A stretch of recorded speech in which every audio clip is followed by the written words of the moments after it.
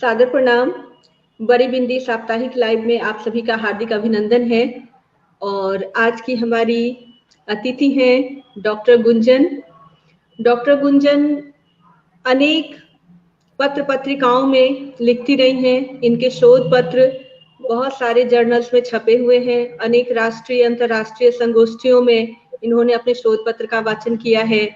इनका वार्ता और इनका काव्य लेखन, इनका कथा लेखन इत्यादि बहुत प्रकार के कार्यक्रम रेडियो से प्रसारित हो चुके हैं। और निरंतर कविता, कथा, आलोचना इन तीनों विधाओं में अनवरत रूप से सक्रिय हैं, निरंतर लिख रही हैं। और अभी बिल्कुल हाल में ही इनकी एक आलोचनात्मक पुस्तक आई है, डॉक्टर रामविलास शर्मा की परंपरा दृष्टि। तो इस पुस्तक के लिए भी हम डॉक्टर गुंजन को बहुत बहुत शुभकामनाएं देते हैं, बहुत सारी बधाई देते हैं। और आज का जो विषय है वो है लैंगिक समानता के प्रश्न, क्योंकि समाज में जिस तरह से हम लोग लैंगिक असमानता देखते हैं और लैंगिक समानता की हम कोशिशें कर रहे हैं, तो उसमें डॉक्टर गुंजन लैंगिक समानता के प्रश्नों को किस प्रकार देखती हैं, इस विषय पर आज डॉक्टर गुंजन अपना वक्तव्य हमारे बीच रखेंगी। डॉक्टर गुंजन, आपका बड़ी बिंदी साप्ताहिक लाइव में हार्दिक अभिनंदन है। बहुत बहुत धन्यवाद विभा जी। सबसे पहले तो आपको और विभा जी को बहुत बहुत बधाई देती हूँ मैं एक ऐसा महिला मंच चलाने के लिए जिसमें महिलाओं की समस्याएं, उनसे जुड़े हुए गंभीर मुद्दों पर चर्चा होती है और बहुत सारी साहित्यिक चर्चाएं भी यहाँ होती हैं। और बहुत गर्व की मुझे अनुभूति हो रही है कि आज यहाँ पर आपने मुझे भी अवसर दिया कि मैं लैंगिक समानता के प्रश्न पर अपनी बात रख सकूं। लैंगिक असमानता के प्रश्न को समझने के लिए हमें ये समझना होगा कि लैंगिक असमानता है क्या। लैंगिक असमानता यानी लिंग के आधार पर असमान व्यवहार। अब समझने वाली बात ये है कि यदि लिंग के आधार पर पुरुष और स्त्री में शारीरिक रूप से अंतर हैं, लेकिन उन अंतरों को बढ़ा करके स्त्री को समाज में दोयम दर्जा देने का यहाँ पर मुद्दा है कि उसको दूसरा स्थान, उसको हाशिए पर जो धकेलने की प्रवृत्ति समाज की रही है, वहां कौन कौन से गंभीर प्रश्न उठते हैं और किसके साथ हमें समायोजन करना है, किसके प्रति हमें विद्रोह करना है। पूरी स्थिति को यदि हम समझने का प्रयास करें तो बहुत सारे विचारकों ने ये कहा कि पहले मात्र सत्तात्मक प्रथा थी, स्त्रियां इतनी कमजोर विवश नहीं थी। लेकिन गोपा जोशी बहुत विस्तार से अपनी पुस्तक में लैंगिक समानता के प्रश्न को उठाते हुए, इतिहास की चर्चा करते हुए ये लिखती हैं कि ऐसा नहीं है, ये मिथकीय अवधारणा है। जैसे ही मनुष्य का खाना बदोशी जीवन समाप्त हुआ और उसने कबीले बनाने शुरू किए, तो स्त्रियों के पास जो उत्तरदायित्व तो आया वो घर का था, संतानों को पालने का था, क्योंकि मासिक धर्म, प्रसव, गर्भधारण ऐसी प्राकृतिक चीजें थी जिन्हें उनकी दुर्बलता समझ लिया गया। पुरुषों को जो उत्तरदायित्व मिला वो कबीलों की सुरक्षा का था, जिसको वो अपने प्राण देकर भी निभाते थे।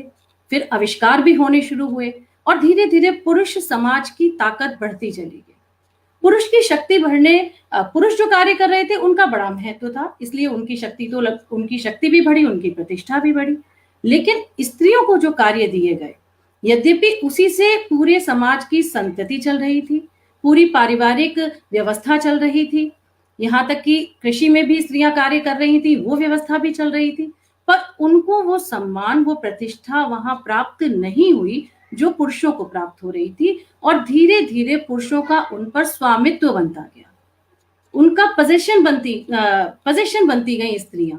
इसलिए एक जो पुरुष है वो एक से अधिक स्त्रियां भी रखने लगा। तो स्त्रियों की शक्ति, स्त्रियों की प्रतिष्ठा धीरे धीरे इस जो ये असमानता जो है वो धीरे धीरे बढ़ती गई।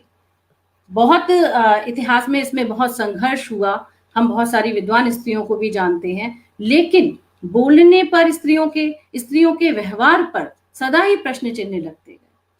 हमारे जो 4 पुरुषार्थ माने गए हैं, धर्म, अर्थ, काम, मोक्ष, वो चारों पुरुषार्थ का कर्ता पुरुष था।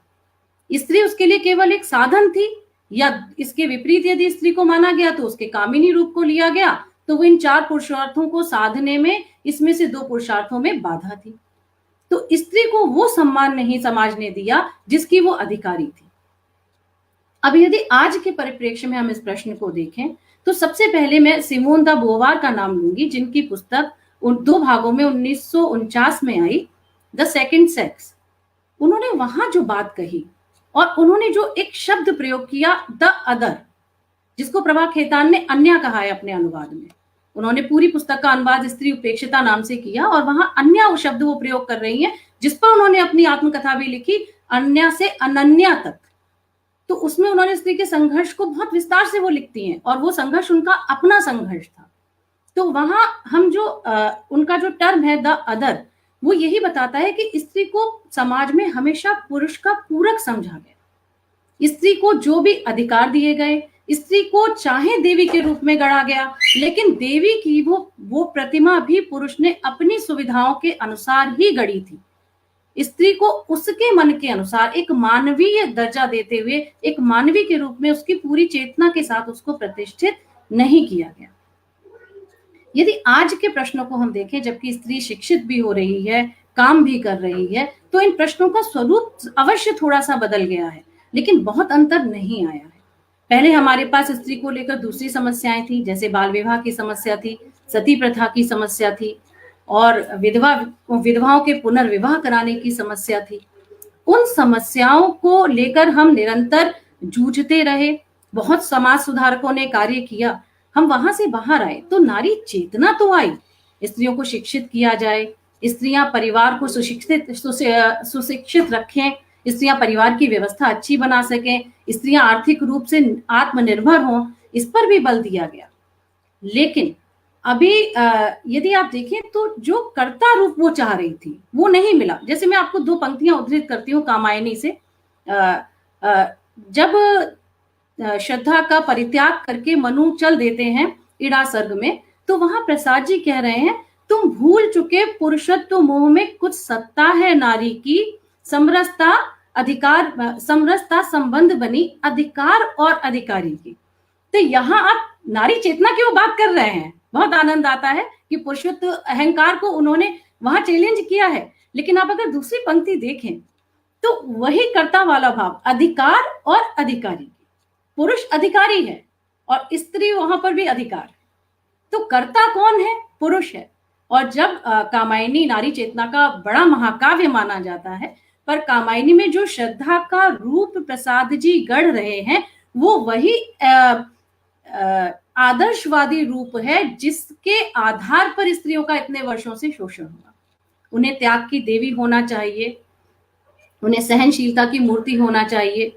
मनु जैसा भी व्यवहार करते हैं श्रद्धा के साथ, लेकिन श्रद्धा चूंकि वो श्रद्धा है, चूंकि वो स्त्री है, तो वो उस स्त्री का चिरंतन प्रतीक है जिस आदर्श को समाज ने हमेशा स्त्रियों को मानने के लिए विवश किया।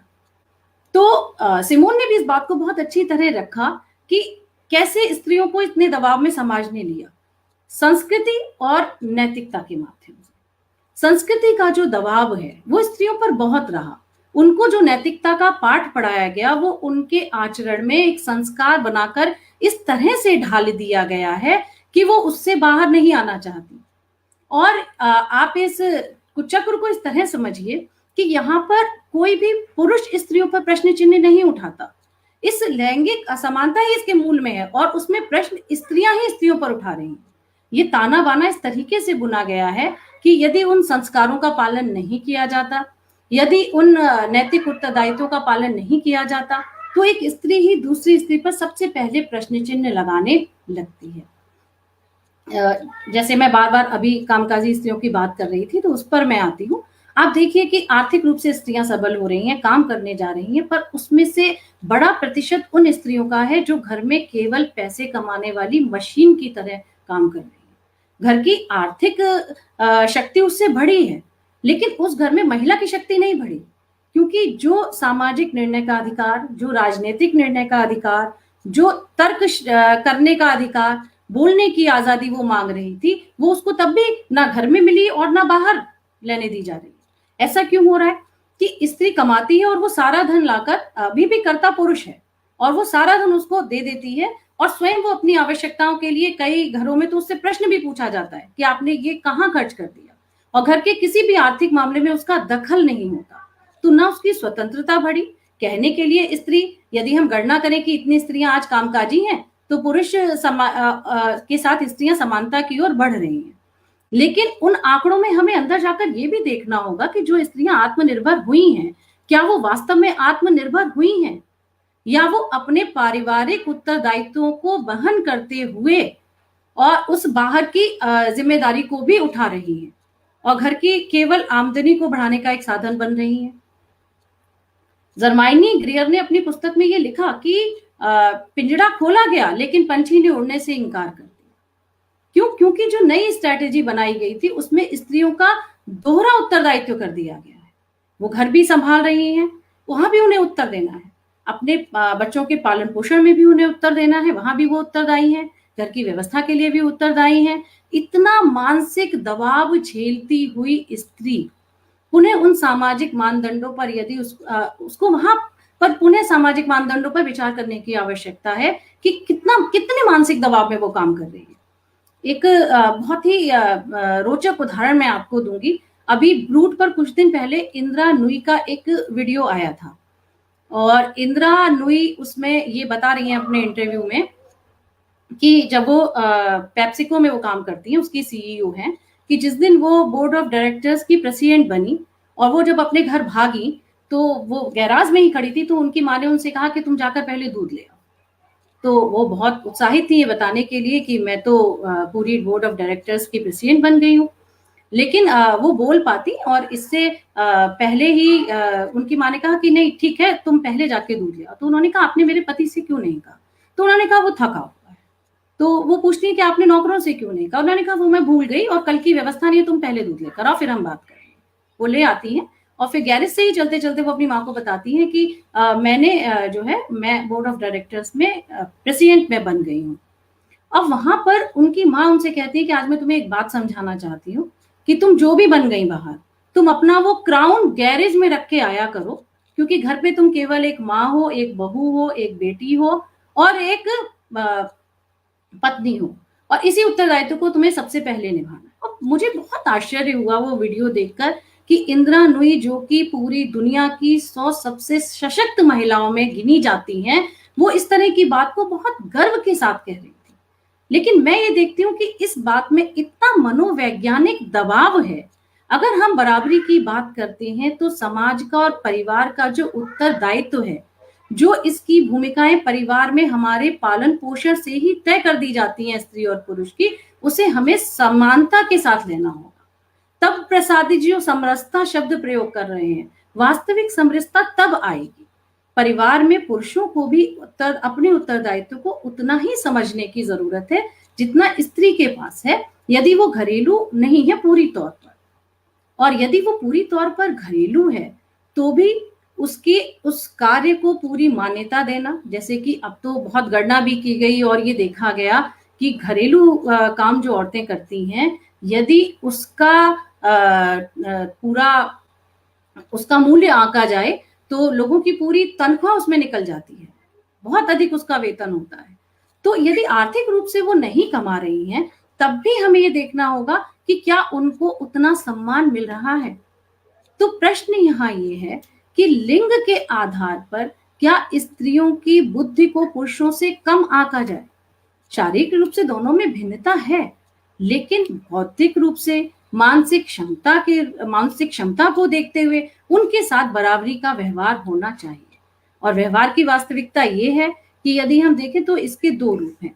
एक तो वो जो कामकाजी महिलाएं और बाहर निकलती हुई पढ़ने जाती हुई लड़कियां निरंतर झेलती हैं, व्यंग, छीटाकशी, ये सारी चीजें तो एक रूप है। लेकिन इसका एक बड़ा विकृत रूप भी है जो हिंसा के रूप में हमारे सामने आता है, जिसमें हम बलात्कार को रख सकते हैं, घरेलू हिंसा, यौन हिंसा और चाइल्ड अब्यूजिंग, इन सबको भी हम रख सकते हैं। इन सब के इन सब के मूल में भी यही लैंगिक असमानता है।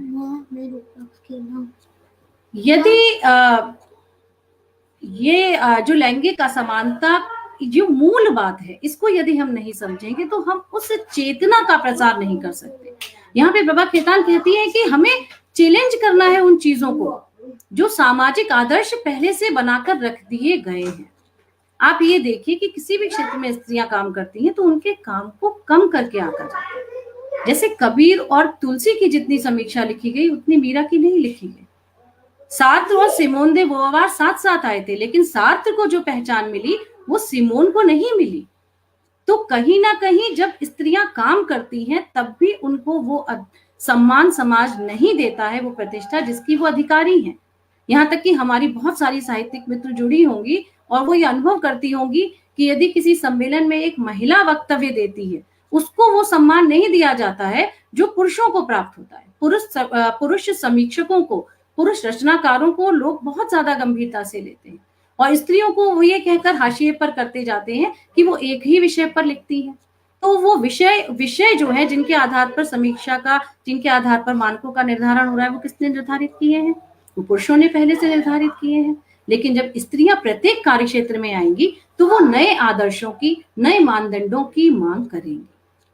और इसके साथ ही जब हम नए आदर्श गढ़ेंगे तब हम उनको, उनके कार्य का वो उनके कार्यों की समीक्षा कर पाएंगे, उनका वो वास्तविक अवदान हम समझ पाएंगे जो वो समाज को दे रही हैं। और इस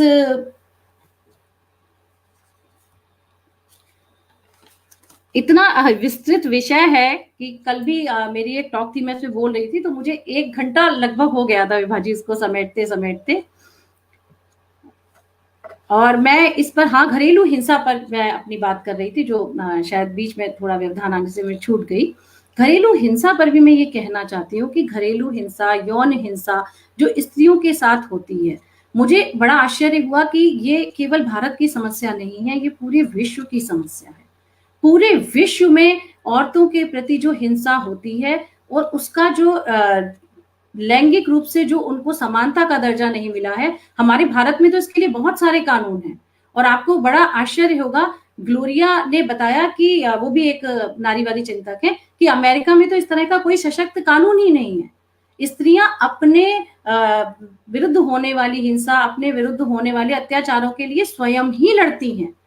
वहां पर तो जैसे हमारे यहाँ अब विशेष रूप से ध्यान देकर कि स्त्रियों पर संतानों की जिम्मेदारी होती है, अवकाश दिया जाता है सीसीएल के रूप में, लेकिन वहां इस तरह की भी कोई व्यवस्था नहीं है।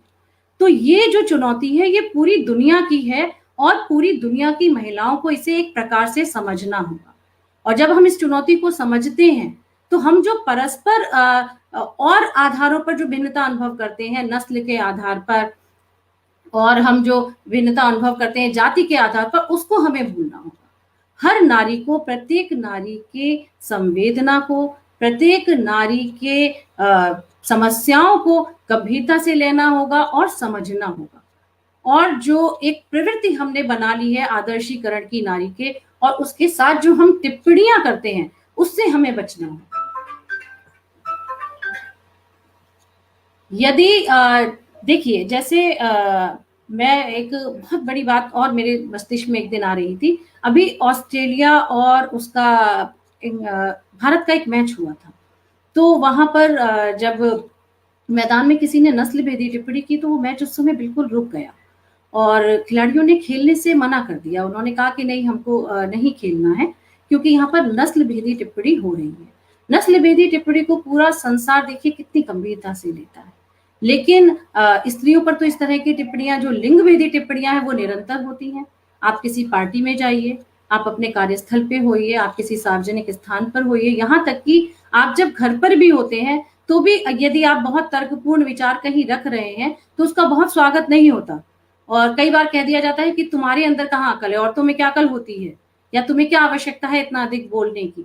तो हम, या इस तरह की जब आप गाड़ी चला रहे होते हैं तो देखो लड़की चला रही है और ये तो आज सबको कुचल जाएगी, और भाई बचकर चलो। और इस तरह की जो लिंग भेदी टिप्पणियां, यहाँ तक कि लोग कई बार स्त्रियों के मेकअप पर भद्दी टिप्पणियां करते हैं। यदि कहीं आप पार्टी में हैं और आपने तो वहां पुरुष आपके बगल से कहते हुए निकलेंगे, अगर वर्षा हो रही है या धूप है, आप चिंतित होइए, आपका मेकअप उधर जाए। और ये हमारी पूरी चेतना को उस समय हिला देता है, हमारे वजूद को हिला देता है। क्यों? क्योंकि ये उस देहवादी संस्कृति से हमको जोड़ता है जिसमें स्त्रियों को केवल देह के रूप में देखा जा रहा है। तो मुद्दा ये है कि नस्ल भेदी टिप्पणियों को इतनी गंभीरता से लिया गया, जाति विरोधी टिप्पणियों को जातिगत टिप्पणियों को इतनी गंभीरता से लिया जाता है, लेकिन समाज लिंग भेदी टिप्पणियों को बिल्कुल गंभीरता से नहीं लेता। तो स्त्रियों की समस्याओं को, स्त्रियों के प्रश्नों को अभी समाज, हमें सतही तौर पर लगता है बहुत सारे कानून बन गए हैं, बहुत सारी सुविधाएं दी जा रही हैं, लेकिन मनोवैज्ञानिक रूप से दबाव उन पर अब भी कम नहीं हुआ है। पुरुष और स्त्री का जो भेद है, उसके कारण वो जो अपने दिन जो सुबह से शुरू होकर रात्रि पर समाप्त होता है, उस पूरे दिन में वो बहुत सारी ऐसी चीजों को अपने ऊपर मानसिक दबाव के रूप में अनुभव करती है, जिसका कारण ये लिंगजनक असमानता है।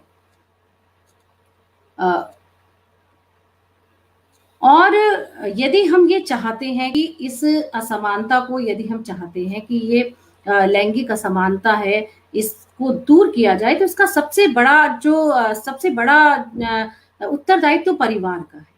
ये परिवार से शुरू होता है। जब हम अपने बच्चों का पालन पोषण करते हैं तो हमें उन्हें ये सिखाना होगा, ये बताना होगा कि अगर पुत्र और पुत्री में का जब हम लालन पालन करते हैं तो हमें ये लैंगिक असमानता का संस्कार हमें उन्हें नहीं देना है।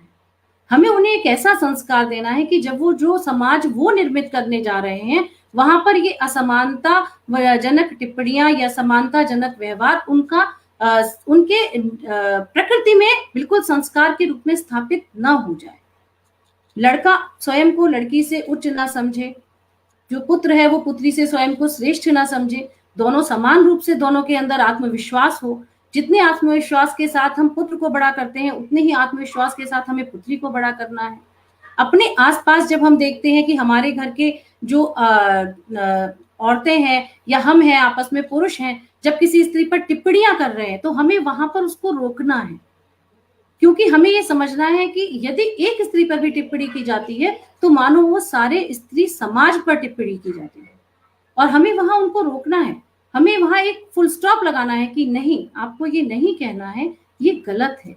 या किसी के कपड़ों पर, किसी की चाल ढाल पर, किसी के रूप व्यक्तित्व पर हमें इस तरह के तंज नहीं कसने हैं जो कि हृदय को व्यथित करे। तो इस तरह की चीजों को यदि हम ध्यान में रखते हैं, शिक्षा स्त्रियां पा रही हैं, लेकिन शिक्षित होने के साथ साथ एक चेतना उनके भीतर आने, एक आत्मविश्वास कि वो स्त्री हैं, तो कोई ये अपने आप में एक बहुत सुखद एहसास है, और उनके भीतर ये आत्मविश्वास की स्त्री होने के कारण समाज उनसे किसी प्रकार की सुरक्षा नहीं छीनेगा, कोई साधन नहीं छीनेगा। इस तरह का विश्वास उनके भीतर जगाने की आवश्यकता है। जितना आत्मविश्वास स्त्री का बढ़ेगा, जितनी वो अपने आप को ये सुरक्षित महसूस करती जाएगी कि मेरे साथ अवसरों को लेकर, मेरे साथ व्यवहार को लेकर, मेरे साथ आर्थिक संसाधनों को दिए जाने को लेकर कोई भेदभाव नहीं होगा। जब वो ये आश्वस्त होगी कि यदि मैं अपने कार्यस्थल पर जाऊंगी तो मेरे साथ एक पुरुष से अलग व्यवहार नहीं होगा, जितना उसका आत्मविश्वास बढ़ेगा, उतनी ही जल्दी इस खाई को पाटने में हम समर्थ होंगे। हाँ, ये बात तो सही है कि सामाजिक परिवर्तन की प्रक्रिया बहुत तेजी से नहीं होती है, इसमें वर्षों लगते हैं, लेकिन चूंकि स्त्रियों ने यहाँ तक का सफर तय किया है, यहाँ तक कि बहुत समय तक तो अदालतें भी इस बात को, न्यायालय नहीं समझता था कि स्त्री की देह पर उसका ही अधिकार होना चाहिए। बहुत आधुनिक समय आने तक इन निर्णयों को परिवर्तित किया गया और ये समझा गया कि यदि किसी से शारीरिक संबंध बनाना है तो वहां स्त्री की भी इच्छा महत्व रखती है। तो बहुत सारी ऐसी चीजें हैं जिनको समाज धीरे धीरे समझने का प्रयास कर रहा है, पर उसकी गति बहुत तेज नहीं है, और ये गति तभी तेज होगी स्त्रियों की शिक्षा में, यदि हम इस मुद्दे को बहुत अच्छी तरह उनको पढ़ाएं और समझाएं। यदि छात्राओं को ये लैंगिक असमानता क्या होती है, इसके क्या मुद्दे हैं, क्या प्रश्न हैं और क्या समाधान है, इसको हम यदि उन्हें समझाएंगे तो हम बेहतर उनको शिक्षित कर पाएंगे और आत्मविश्वासी बना पाएंगे। आत्मविश्वास सबसे बड़ा कारण होता है जो स्त्री को बहुत हीन बना देता है, क्योंकि परिवार में भी उसके चिंतन, उसकी सोच को लेकर उसको बहुत ज्यादा उत्साहित नहीं किया जाता। आप देखिए, जब हम अपनी छात्राओं से बात करते हैं महाविद्यालय में भी, तो ये बताती हैं वो कि भाई हमारे घर में किसी भी बात पर अपने विचार दे सकता है, पर जब मैडम हमसे कहा, हम कुछ बोलते हैं तो हमसे कहा जाता है आप शांत रहिए, आप लड़की हैं, आप नहीं बोल सकती। तो उनको बोलने की स्वतंत्रता, उनकी अभिव्यक्तियों का स्वागत करने की आवश्यकता है, उनको सुने जाने की आवश्यकता है।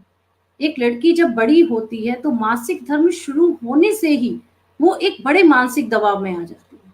और हमारी कुछ परंपराएं ऐसी रही जिसने उसमें उनको सबसे ज्यादा हीनता का अनुभव कराया। तो जितनी भी महिलाएं मुझे सुन रही हैं, जितनी भी छात्राएं मुझे सुन रही हैं, मैं सबसे कहना चाहती हूँ कि उसमें एक स्त्री दूसरी स्त्री का सहयोग करे। ये प्राकृतिक है।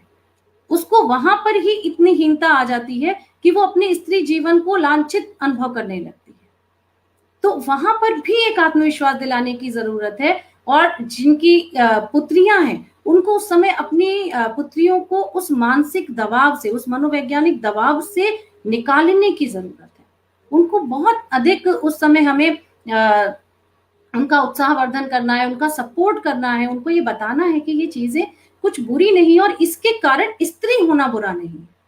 तो जब हम स्त्रियों को ये आत्मविश्वास दे पाएंगे कि स्त्री होना पुरुष से हीनतर नहीं है, उनको भी समाज में पूरा अधिकार है, स्वाभिमान से जीने के लिए उनकी चेतना को जब हम जागृत कर पाएंगे, तभी हम इस लैंगिक असमानता को समाज से दूर कर पाने में संभव होंगे। कितना समय है विभा जी? समय बहुत है डॉक्टर गुज्जर, और आप इतना अच्छा बोल रहे हैं कि मेरा तो मन करता है कि सुनती ही रहूं।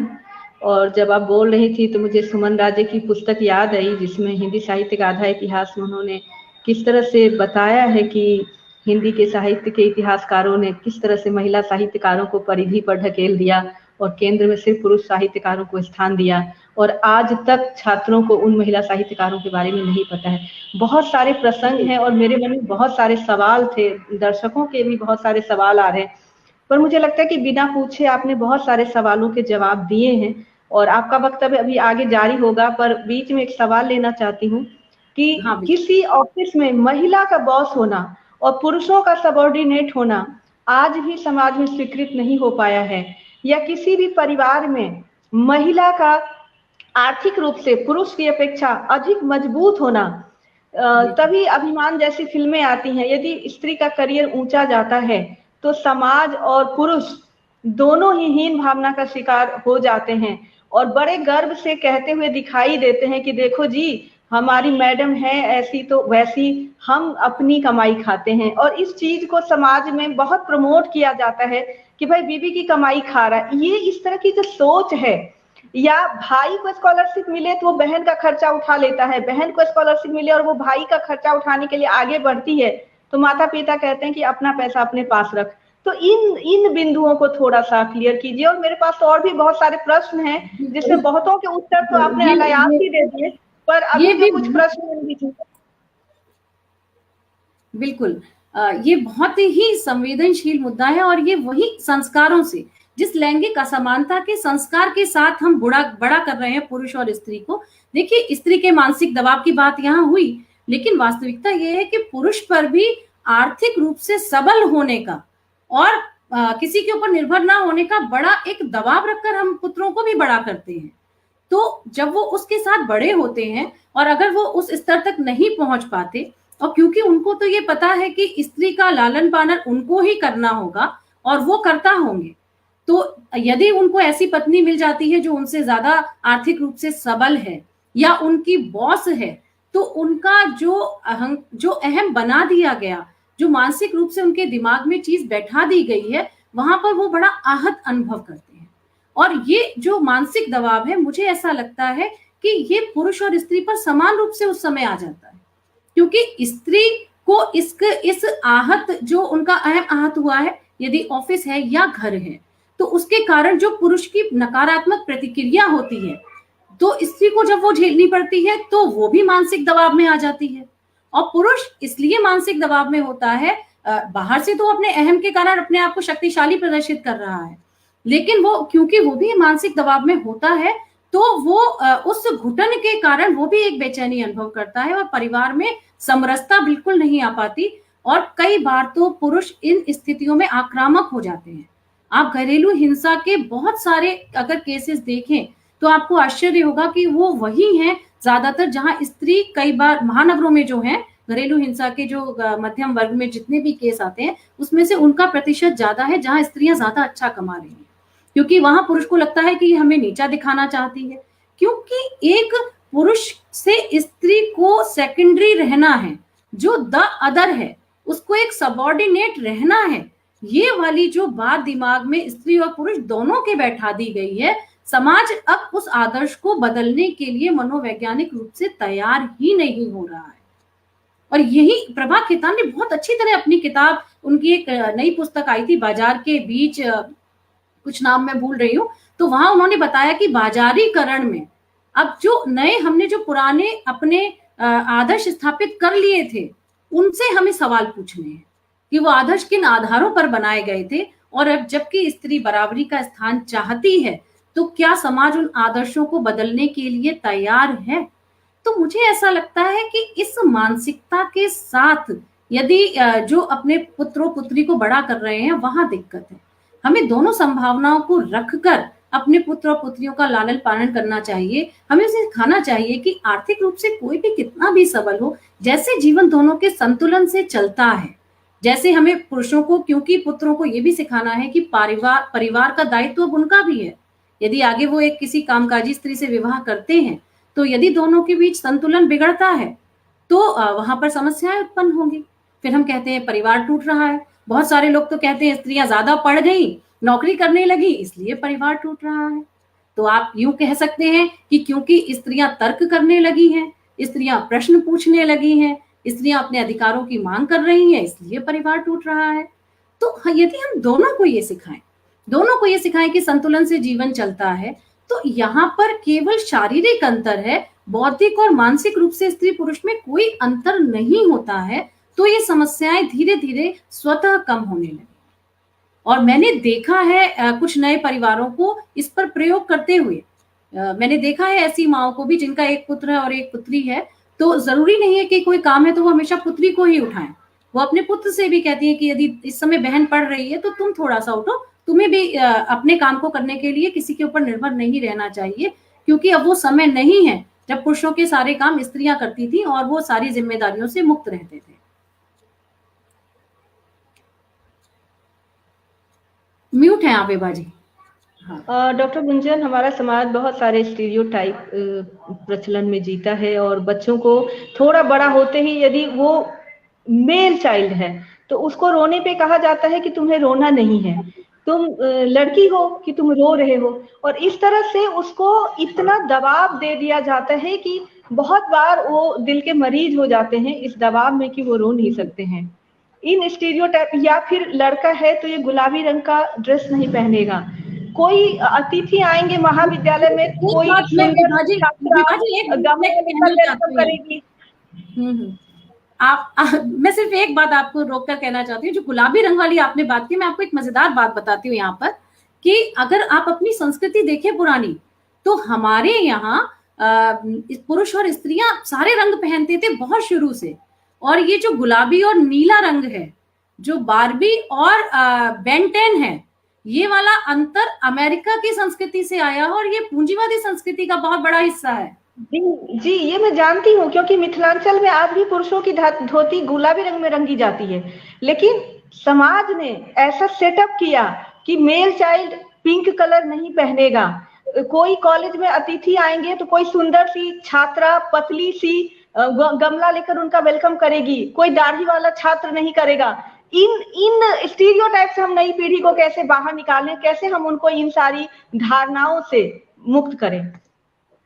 मुझे ऐसा लगता है कि ये लैंगिक समानता का जो मुद्दा है, इसको एक प्रश्न पत्र बनाकर, जैसे हम बहुत सारे सामान्य विषय अपने छात्र छात्राओं को पढ़ाना जरूरी समझते हैं, उसके अंतर्गत इसका एक प्रश्न पत्र भी छात्र छात्राओं को पढ़ाया जाना चाहिए। और हमें अपने समाज के लिए ये भी तैयारी करनी पड़ेगी कि आगे जो शिक्षक शिक्षिकाएं आ रहे हैं, जो शिक्षित माता पिता हैं, वो भी इन पूर्वग्रहों से अपने बच्चों को बचाएं, तब हम इससे उनको आजादी दिला सकते हैं। क्योंकि किसी रंग विशेष का किसी लिंग से जोड़ देना, कार्य विशेष का लिंग से जोड़ देना, तो ये इस तरह के संस्कार हैं कि यदि ये इसी तरह चलते रहे तो समाज को आप लैंगिक असमानता के दंश से मुक्त नहीं कर पाएंगे, और तकलीफ उसमें दोनों ओर है। डॉक्टर गुंजन, एक बहुत अच्छा सवाल आया है, उसको मुझे जरूर लेना चाहिए। सवाल है कि लिव इन रिलेशनशिप से कोई सकारात्मक परिवर्तन संभव है क्या? लिव इन रिलेशनशिप एक आधुनिक रूप में हमारे सामने एक रिश्ते का एक नया रूप निकल कर आया है, पर उसमें लैंगिक समानता के प्रश्न का समाधान है, मुझे ऐसा नहीं लगता।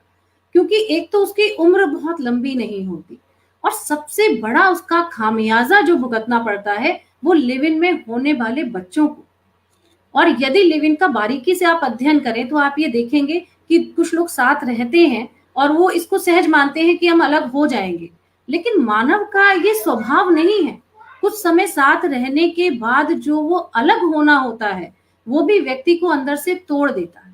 मानसिक अवसाद के जो घटनाएं हैं, जो केसेस हैं, इसके बाद बहुत ज्यादा बढ़े हैं। तो इसमें लैंगिक समानता के प्रश्न का उत्तर ढूंढना बहुत मुश्किल है। बजाय इसके यदि हम संस्कारों पर और शिक्षा में इसको लाने पर ध्यान दें और हम अपने पूर्वग्रहों से बचने का प्रयास करें तो एक विवाह अधिक सफल हो सकता है। लैंगिक समानता के उस पर अगर हम निकष पर कसें तो एक विवाह ज्यादा अच्छी रीति है, क्योंकि उसमें फिर यदि माता और पिता के अंदर ये संतुलन है तो बच्चे वहां वही संतुलन सीखेंगे। यदि वो देखते हैं कि मेरी माँ थकी हुई ऑफिस से आई है और अगर मेरे पिताजी उनको चाय दे रहे हैं तो पुत्र और पुत्री वही सीखेंगे। और यदि वो देखते हैं, मान लीजिए मेरी माँ बहुत बड़ी वैज्ञानिक है, बहुत बड़ी लेखिका है और उसको कुछ समय अपने लिए चाहिए और हमारे परिवार की व्यवस्था ऐसी है कि वो अपनी प्रतिभा का उन्मेष कर सके, इसके लिए उसको सुविधाएं मेरे पिताजी भी दे रहे हैं और इसके लिए उसको कोई ताना नहीं सुनना पड़ता, उस पर कोई मानसिक दबाव नहीं रहता, तो बच्चे निश्चित रूप से उस चीज को ग्रहण करेंगे और आगे हमारे लिए वैसा ही समाज निर्मित करेंगे। पर लिव इन में इस व्यवस्था का समाधान निकल पाएगा, इसमें मुझे संदेह है। गुंजन जी, एक और लैंगिक असमानता समाज में बहुत ज्यादा व्याप्त है और धारणा है कि प्रेम प्रस्ताव हमेशा पुरुष ही रखेगा, और इस दबाव में बहुत सारे प्रेम संबंध टूट जाते हैं, क्योंकि लड़की इंतजार करती है कि लड़का कहेगा और लड़का सोचता है कि मैं आर्थिक रूप से समर्थ नहीं हूँ। और बहुत बार ऐसे भी प्रेम संबंध होते हैं जहाँ लड़की तो आर्थिक रूप से सक्षम हो जाती है, लड़का नहीं हो पाता है, और इस इंतजार में कि लड़का को ही प्रेम संबंध के लिए प्रस्ताव रखना है या विवाह का प्रस्ताव रखना है, तो प्रेम संबंध बन नहीं पाता है, या कहिए कि बनने से पहले मुरझा जाता है। तो हम इस बदलाव को कैसे समाज में लाएं कि लड़की भी प्रेम प्रस्ताव या विवाह का प्रस्ताव रख सकती है? लड़कियों को हमें थोड़ा स्पेस देना पड़ेगा, थोड़ा खुलापन उनको भी देना पड़ेगा। लड़कियों को तो हमने पहले ही इतना बांध रखा है कि यदि कोई लड़की प्रेम प्रस्ताव रख भी दे तो मैंने जो आपसे कहा था कि एक सांस्कृतिक और नैतिक दबाव जिसके बड़े सारे हथियार हैं। देखिए आप, बहुत मजेदार बात एक थी, मैं बोलना भूल गई, मैं अभी चर्चा करूंगी, पहले आपके प्रश्न का उत्तर दे दूं। तो ये जो सांस्कृतिक और नैतिक दबाव हमने रख रखा है, यदि कोई स्त्री ऐसा करती है तो उसके साथ की जो उसकी सहपाठी जन है या उसकी सहकर्मी जन है वही उसके चरित्र पर आक्षेप लगाती है। तो स्त्रियों को पहले हम चारित्रिक दृढ़ता की इस दबाव से, ये मैं नहीं कह रही कि उनके चरित्र को आप खुलापन दे दीजिए, कुछ भी होने दीजिए, ये उनके अपने विवेक पर हमें उनको देना पड़ेगा निर्णय, हमें उनको उनके विवेक पर छोड़ना पड़ेगा। उनको समाज में जीने के लिए थोड़ा स्पेस, थोड़ी जगह देनी पड़ेगी, जिससे यदि वो आर्थिक रूप से सबल हैं या वो किसी को पसंद करती हैं तो वो साहस कर सके कि वो उससे कह सके और इसमें उनके ऊपर कोई चारित्रिक लांछन नहीं लगाया जाएगा। तो थोड़े से खुलेपन की मांग तो समय कर रहा है। डॉक्टर गुंजन, एक और प्रश्न आया है दर्शकों के बीच से और मुझे लगता है कि इसको लेने के बाद हम लोग कार्यक्रम को समाप्ति की ओर ले जाएंगे। प्रश्न है कि लिंग भेद पर बात हो रही है और लिव इन रिलेशनशिप पर हम अभी भी इतने स्टीरियोटाइप से सोच रहे हैं, तो क्या हमें इस स्टीरियोटाइप से बाहर नहीं आना चाहिए? हाँ, आप इसको अगर पूर्वग्रह कह रहे हैं तो मैंने यही कहा था कि मुझे संदेह है, क्योंकि मेरा ऐसा मानना है कि कोई रिश्ता कुछ समय चलने के बाद, देखिए एक उम्र के बाद जो है सबकी शारीरिक क्षमताएं कम हो जाती है। विवाह हमें एक ऐसी सुरक्षा प्रदान करता है जिसमें हम अपने पूर्ण यौवन में आनंद उसका लेते हैं, लेकिन उसके बाद जो हमें एक साथ की जरूरत होती है। और विवाह आप देखिए निश्चित रूप से उस समय ही फलित होता है। आप साधारण रूप से अगर विवाहों को देखें तो मुझे लगता है 15-20 साल तो दोनों के आपस में थोड़े मतभेदों मनभेदों के साथ निकलते जाते हैं और विवाह का वास्तविक आनंद आपको उसी समय आता है जब उम्र थोड़ी ढलने लगती है, क्योंकि उस समय एक दूसरे के सहारे की बहुत जरूरत होती है। और उसका क्या करेंगे जो दो लोगों के संबंध से हमने जिस संतान को जन्म दिया है। माता पिता के अलग होने से उन संतानों पर मनोवैज्ञानिक रूप से कितना दबाव पड़ता है। आप कितना भी आधुनिक उसको अपना लीजिए, मेरा लिव इन से कोई विशेष वैसा पूर्वग्रह ग्रसित विरोध नहीं है, लेकिन यदि उसका परिणाम आप संतानों पर देखिए तो मुझे नहीं लगता कि कहीं भी हम संतान पर अच्छा प्रभाव देख पाते।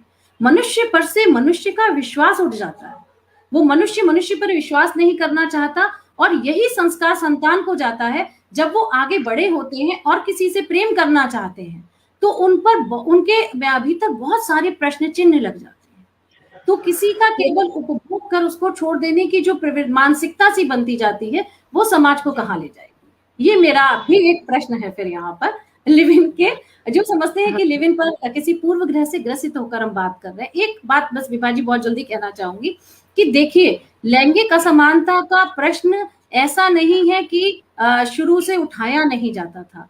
क्या शकुंतला ने दुष्यंत की भत्सना नहीं की थी? अभिज्ञान शाकुंतलम मत पढ़िए, आप महाभारत पढ़िए। अभिज्ञान शाकुंतलम में तो उन्होंने अपने नायक का परिमार्जन कर दिया है। आप महाभारत में इस प्रसंग को पढ़िए। शकुंतला भत्सना करती है दुष्यंत की उसी राजसभा में और कहती है कि तुम्हारे अंश को मैं भीतर लेकर आई थी, तुम्हारे लिए एक माता के समान मैं पूजनीय थी, क्योंकि तुम्हारी संतान को मैं जन्म दूंगी और तुमने आज मेरा अनादर कर मुझे राजसभा से निकाल दिया। कहाँ क्या वहां पे लैंगिक समानता का प्रश्न नहीं उठा था? द्रौपदी ने जब पूरी राजसभा को अपने अपमान पर खरी खोटी सुनाई, तर्क किया वहां पर खड़े होकर, क्या अपने अधिकार की मांग की, तो क्या वहां ये प्रश्न नहीं उठाता? तो ऐसा नहीं है कि नारी इस बात प्रश्न को उठाती नहीं जा रही, ये कोई आधुनिक मांग है। देखिए, लिव इन को इसलिए इससे जोड़ा जा रहा है क्योंकि इसको एक आधुनिक मांग समझा जा रहा है, जबकि ये समाज की जरूरत है। लिव इन समाज की जरूरत है, ऐसा कहने में मैं मतलब संदेह रखती हूँ। मैं इस पर बहुत ज्यादा, क्योंकि मैंने कोई बहुत ज्यादा अध्ययन इस पर नहीं किया, तो बहुत ज्यादा बातें इस पर मैं नहीं कह पाऊंगी, लेकिन ये मैं जानती हूँ कि लैंगिक समानता समाज की मांग है। और देखिए आप, यही तो कूटनीति है सारी, कि जब भी स्त्रियां अपने अधिकारों की मांग करती हैं तो छोटे कपड़े, फैशन, लिव इन रिलेशनशिप, इन सारी बातों को कहकर और फिर असमानता के प्रश्न को हाशिए पर धकेल दिया जाता है और इन प्रश्नों को मुद्दा बना दिया जाता है। संस्कृति की जब वो बात करती हैं, आप एक बात देखिए कि संस्कृति की बात जब होती है तो क्या भाषा की बात नहीं होनी चाहिए? क्या भाषा के बिना आप किसी संस्कृति को बचा सकते हैं? लेकिन नहीं, जब संस्कृति की बात होती है तो भाषा की बात मेरे पुरातन पंथी मित्र नहीं करते, मेरे आधुनिक मित्र नहीं करते, लेकिन वो लड़कियों के छोटे कपड़ों पर टिप्पणी करते हैं और फिर विषय को विपथ कर देते हैं, मार्ग से हटा देते हैं। तो यहाँ हमें इस भ्रम में नहीं पड़ने की जरूरत है। जब हम समानता की बात कर रहे हैं तो हम जिस लैंगिक समानता से, जिस समान अधिकार, समान अवसर की बात कर रहे हैं, वहां हमें इसको केंद्रित करना है। विवाह और लिव इन एक अलग प्रश्न है, क्योंकि वो एक अलग प्रथा को, एक अलग जैसे विवाह एक संस्था है तो लिव इन एक अलग रीति को जन्म दे रहा है, तो उस पर हमें अलग से चर्चा करनी चाहिए। लैंगिक समानता को इससे जोड़ने से हम अपने मुद्दे से भटकते हैं। अपनी भारतीय संस्कृति में गंधर्व विवाह स्वीकृत रहा है और मुझे लगता है कि गंधर्व विवाह की तुलना हम लिव इन रिलेशनशिप से कर सकते हैं। और यदि आपका बंटी को देखें तो वहाँ जो बच्चे की पीड़ा है, उसमें बच्चे के माता पिता का विवाह टूटा था, वो लिव इन रिलेशनशिप में नहीं थे। तो बहुत सारी समस्याएं हैं, बहुत से पक्ष हैं, विपक्ष हैं, विविध आयाम हैं और हमारी चर्चाएं चलती रहेंगी। डॉक्टर गुंजन, आज आप बड़ी बिंदी साप्ताहिक लाइव में आई और अपना वक्तव्य रखा, हमारे प्रश्नों का जवाब दिया और बहुत सारी जो हमारे मन में शंकाएं थी उनका समाधान किया। बहुत बहुत धन्यवाद और हमारी सभी बड़ी बिंदियों को बहुत बहुत धन्यवाद। इसी तरह से आप लोग अपना सहयोग बनाए रखें। प्रणाम। आप सभी का बहुत बहुत आभार।